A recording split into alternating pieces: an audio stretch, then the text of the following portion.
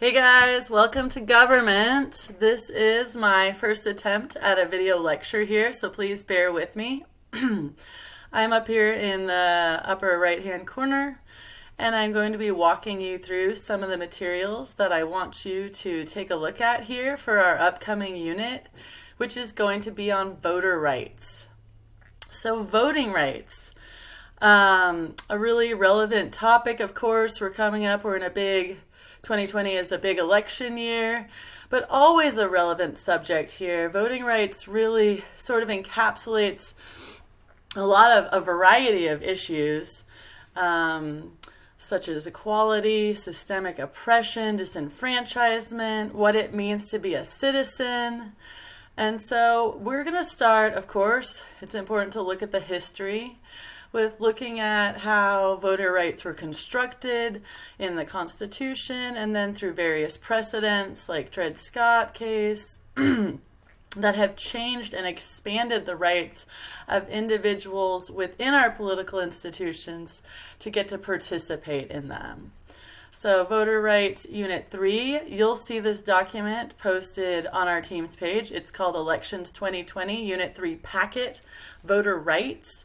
And there are a number of handouts and articles in it that I would like you to take a look at. So let's just go through it. Let's get started.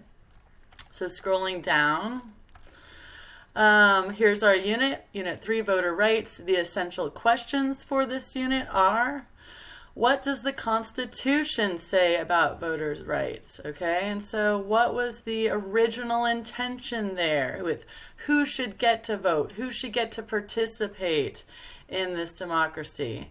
And then, of course, how have voting rights changed over the years?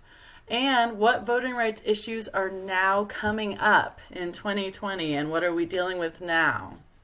So we'll be looking at all of those.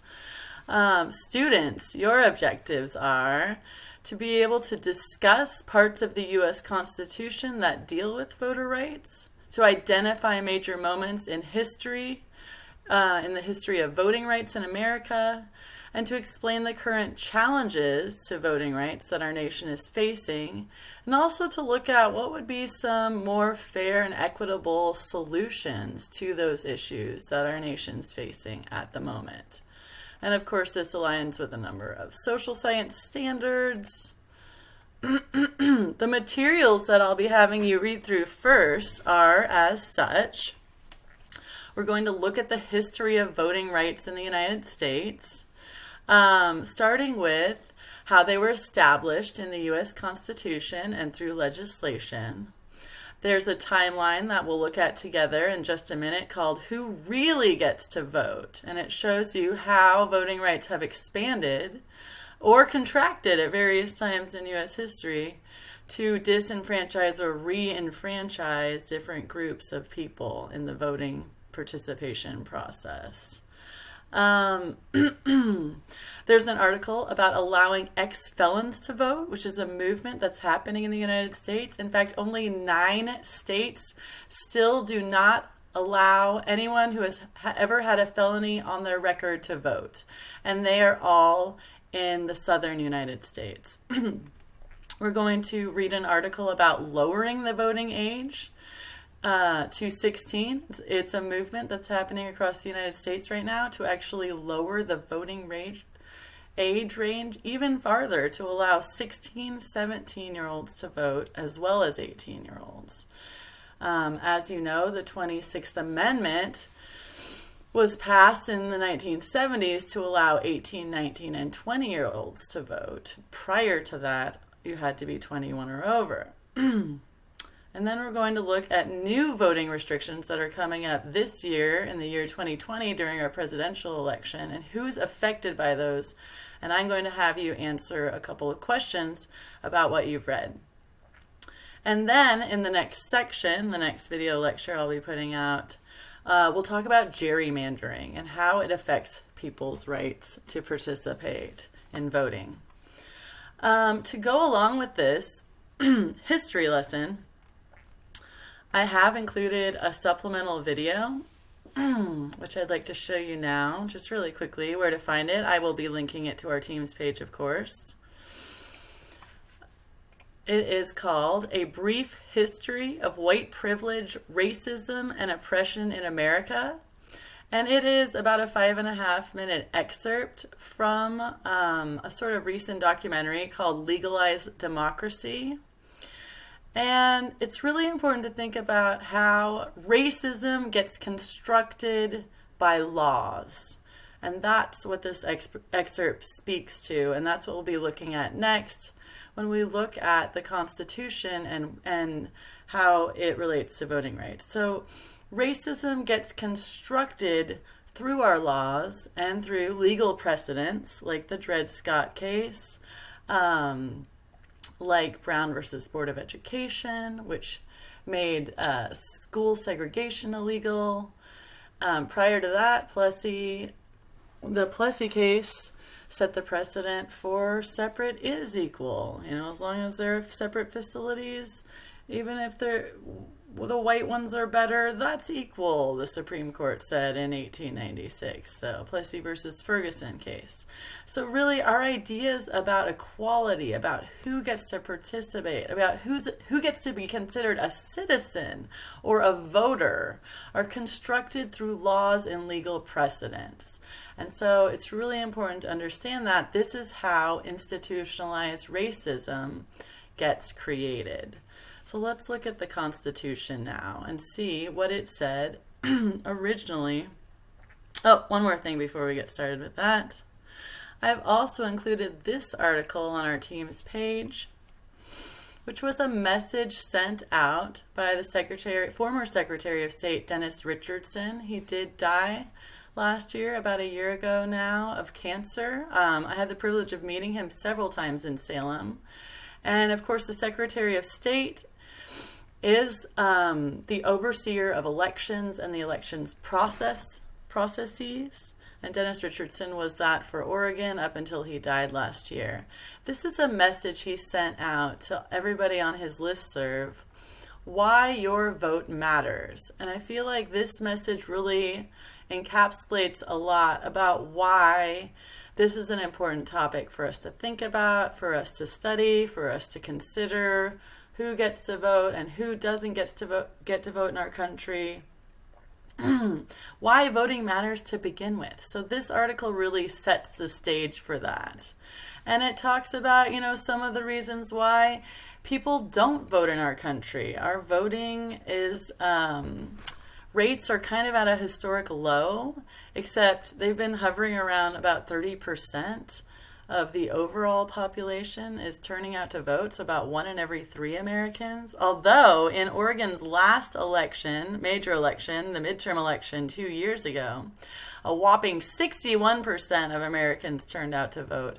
And that was good, but still not that great considering we were the state that invented vote by mail. And you basically get 3 weeks to sit around and consider and ponder and fill out your ballot in Oregon. So that was a good increase to see, but still not as good as it could be. So why does your vote matter?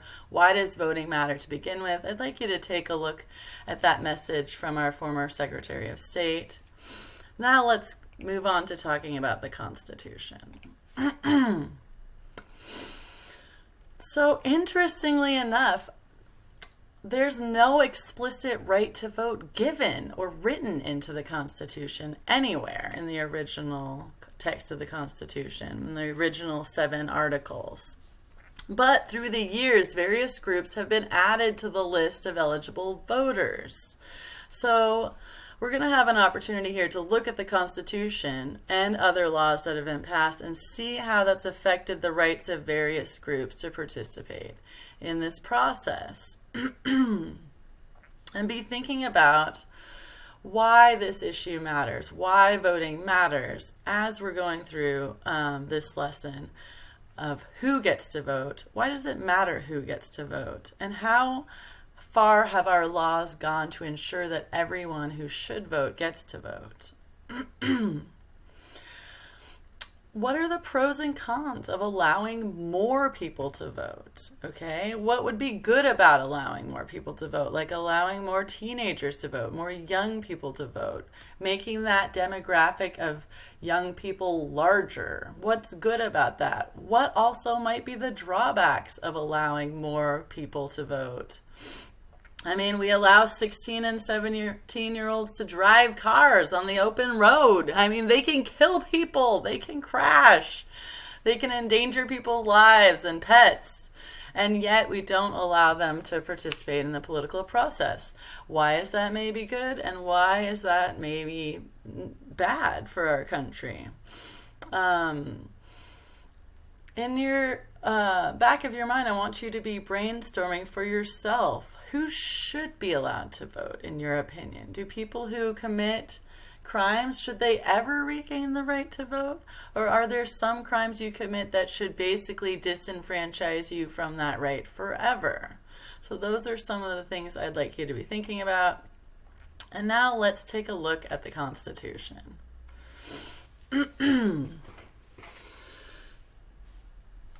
Voting rights in the U.S. Constitution and relevant legislation. So in 1787, when the U.S. Constitution was in the process of being ratified, the original text did not define who was a citizen. It's interesting, isn't it? Any citizen of any state was deemed to be a citizen of the newborn nation. So the states were allowed to decide what citizenship looked like, and of course that differed a lot depending on if you were in the northern or southern states. At the time, most states only granted the right to vote to white male property owners. So in a way, it was an oligarchy to begin with in our country, because only a small minority of residents could actually participate in the political process. But even that was revolutionary in the time when our democracy was being born. By 1850, however, most of the landowner requirements were eliminated from that. So you just had to be a white male. 1865, okay? The 13th Amendment. In the aftermath of the Civil War, 3 amendments were ratified that expressly addressed the role of blacks in America. The 13th, the 14th, and the 15th. These are known as the Reconstruction Amendments. Reconstruction was the period that followed the Civil War, and all of the southern states that had tried to secede were basically being held at gunpoint to ratify these amendments in order to regain representation in Congress. So they were forced to ratify these 3 amendments, whether they wanted to or not. The 13th Amendment was the first step towards full suffrage for black adult males because it abolished slavery in the U.S. The 14th Amendment, passed in 1868, actually defines what a U.S. citizen is for the first time, and thus clarifies who may vote. It reads, "All persons born or naturalized in the United States and subject to the jurisdiction thereof are citizens of the United States and of the state wherein they shall reside. Children of immigrants, even illegal immigrants, are citizens and may vote when they come of age. However, this amendment does not expressly grant suffrage to non-whites and women. It does set the legal age for voting at 21. This amendment also allows a state to remove the right to vote from participation in rebellion or other crime. As a result, most states at that time still banned incarcerated felons from voting, and several states extended that ban to include ex-felons. And we know that some of that is still going on today in 9 of the southern states. 1870, the 15th Amendment forbids the federal government and the states from using a citizen's race, color, or previous status as a slave as a disqualification for voting. By this amendment, suffrage is universally granted for black adult males, because remember, women still had not gained the right to vote in most places. The women's suffrage movement was well on the way, though, okay? And many of those women condemned the 14th and 15th Amendments as being unfair to women, not including them. It took until 1920 for the 19th Amendment to be passed.